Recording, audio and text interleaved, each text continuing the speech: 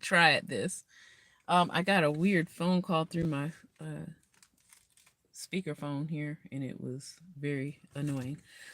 Um, Today I gave lessons around interactions with others. I guess we can put this in the category of social emotional learning. Even though we're not necessarily calling it that now as teachers, only because the news has made those kind of things dangerous and coded for other things that are not what is actually happening. So, but for the sake of this video and for the sake of those who uh might understand a little bit better, we'll call it SEL, social emotional learning. So today we were talking about the word respect. And actually it's been all week. The word respect. Trying to break it down, trying to understand as far as like what does respect look like? How do you know you're being respectful? That kind of thing. And rules of, I guess, social interaction. Basically, etiquette, right? Um, it was an interesting conversation in that, like, kids, and these are kids that this year we've got a bunch that are 6. Yeah, 6 years old. So they're ranging from 6, 7, and I don't think there's any 8-year olds in our class right now, but definitely 6. Okay, definitely 6, and they act like it too. But teaching kids how to have etiquette and how have etiquette and manners towards each other is been kind of interesting in that we also have to put into the mix the idea of what happened at 2020, right? Um, and so I was talking to some coworkers today and yesterday about what how old were these kids when 2020 happened and all the things that happened there, and what were families, parents doing um, for these children. So these were kids that were probably like 2 or 3 years old at the time. Okay. And if they didn't get, they probably most likely spent a lot of time with their families because they were shut in, right?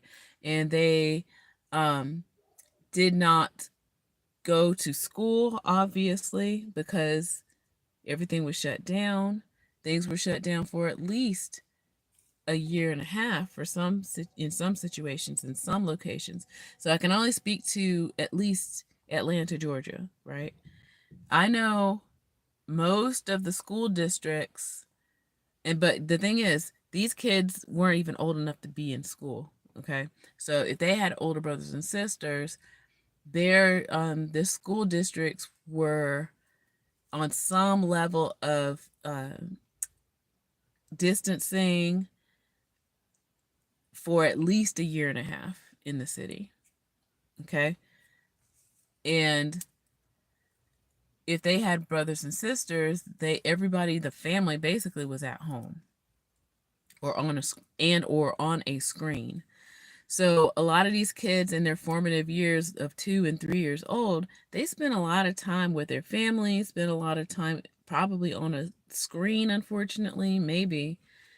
And now they're old enough to be in school now because it's now 2025, and they are, like I said, 6 and 7 years old. Okay.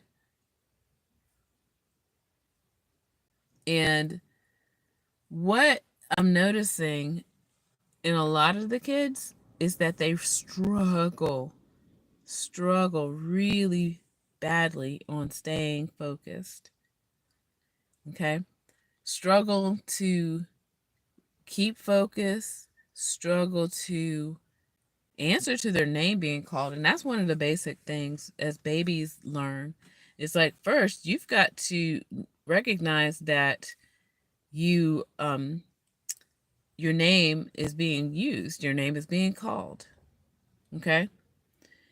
And some of these kids don't recognize when their name is being called. And then I was thinking, well, maybe they're hearing impairment, but that it's not that. Um,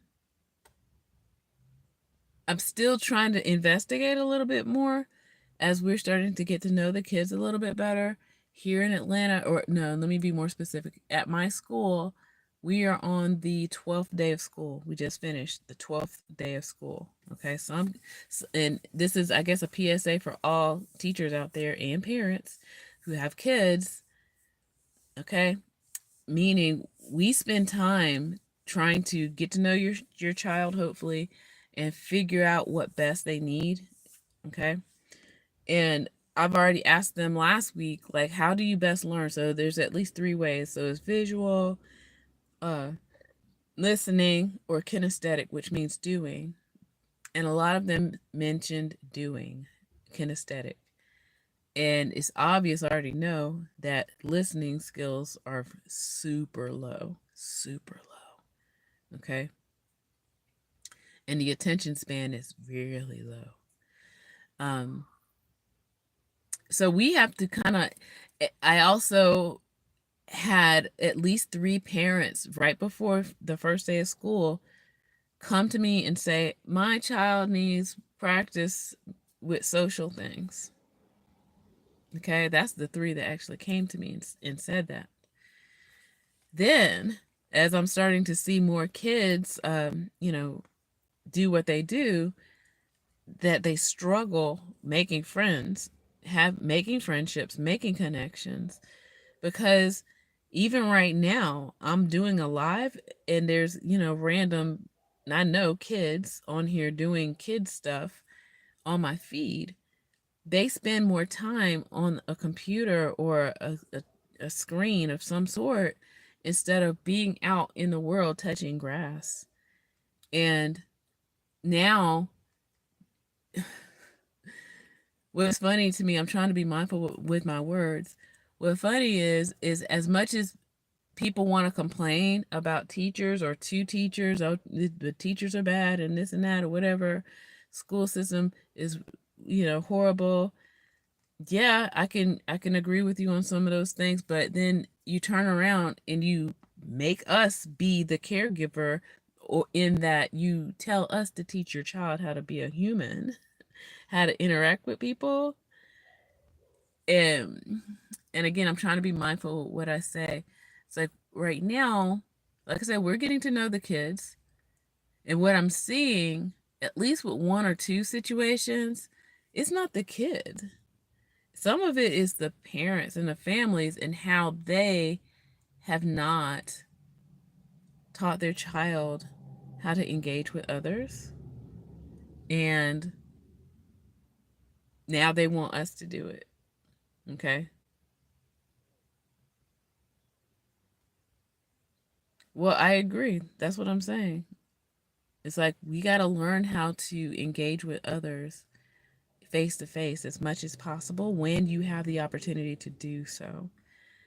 And I think too many times people, grown-ups, adults at home, use the screen as the babysitter, as the teacher, as the pacifier.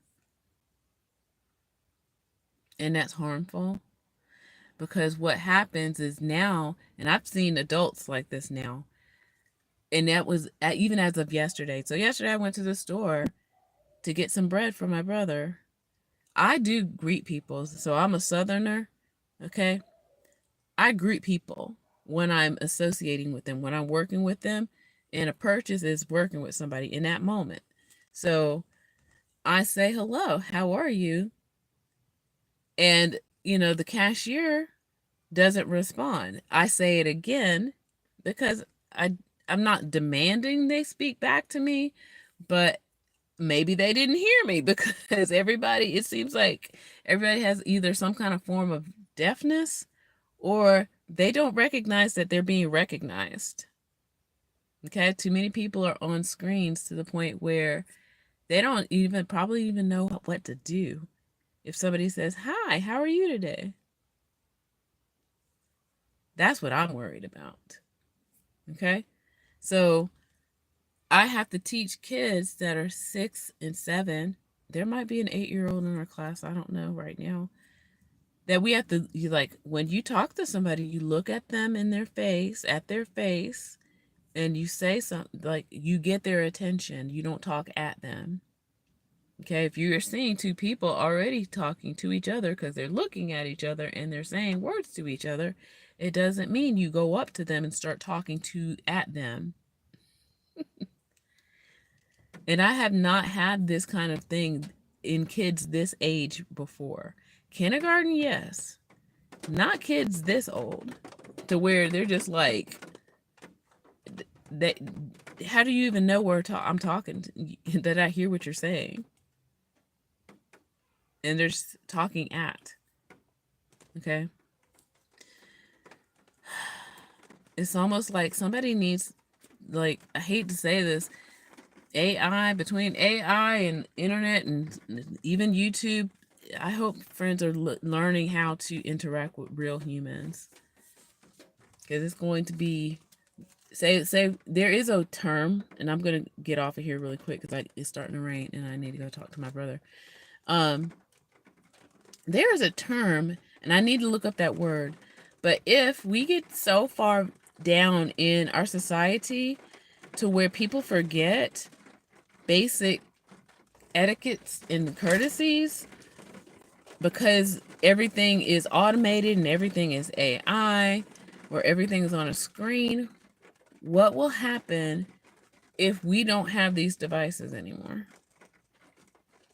Okay. Things like space weather, solar flares, that's a real thing. That knocks out power. So how would you be able to manage yourself if there is no electric power? Now, yeah, there's solar power out there, but what would happen if your power sources are limited? How would you interact? How can you engage with others? Okay? Some of y'all will not survive, unfortunately. Oh my goodness. It's sad, but that's kind of where we are right now. Some of you will not survive. And I'm just being honest because I don't know. So this school year is going to be interesting because, yeah, there's a lot of kids who got treated a certain way during 2020 times, and when we were all at home, and now we're out in the world. They don't know how to act. They don't know how to engage with people. They don't know how to make friends with people at all. And I already saw some of that with older kids too, and young adults. They don't know how to act. They don't know how to engage with people in the real world unless it's in their personality. And I'm just saying, I am not an outgoing person. Okay, it's not about just your personality. You got to learn how to have a conversation to get things that you need. That kind of thing. Okay? That's a life skill. I'm not an outgoing person. Not necessarily. I mean, I have my moments. But other than that, I was like, I know how to get what I need by going and talking to people, having a conversation, learn how to listen, how to respond, those kind of things. And that's the thing I think a lot of people don't know how to do anymore. Okay. That's my big concern right now. So with that I say, take care. I'm just letting people know of what I'm seeing as an educator. It's going to be interesting. Okay. All right.